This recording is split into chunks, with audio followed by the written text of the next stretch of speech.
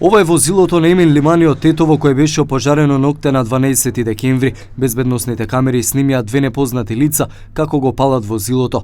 Ова не е прв пат на семејството Лимани да им биде опожарено возило, но како што велат причината се уште не им е позната. Емин Лимани вели дека покрај материјалната штета, неговото семејство претрпело и психички трауми. По порања ние Пред една недела ни го запалија возилото. Сторителите не ги познаваме. Мислам дека случајот ќе се расчисти. Ова е веќе втор пат што ни наштетуваат и на материјална и на психичка основа. Браќата на Емин кои живеат во странство, а допатувале дома токму поради случајот, велат дека немаат доверба во институциите. Како што велат, доколку не се откријат сторителите, тогаш тие ќе ја преземат правдата во своји раце. Недостасуваат безбедносни мерки од страна на полицијата. Сторителите на актот се на слобода. Ако се дрзнале еднаш тоа да го направат, тогаш веројатно може да го повторат без оглед на тоа дали на ред ќе биде нашето семејство или пак некое друго.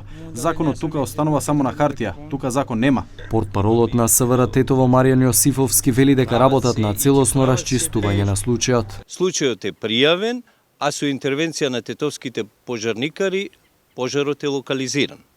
Извршен е комплетен увид од екипа на секторот за внатрешни работи Тетово. На местото пронајдено и подигнато е пластично шише кое ќе се вештачи, како и други траги, и се преземаат мерки и активности за целосно расветлување на сите поединости околу тоа, кој и зошто, односно со какви мотиви го опожарил возилото.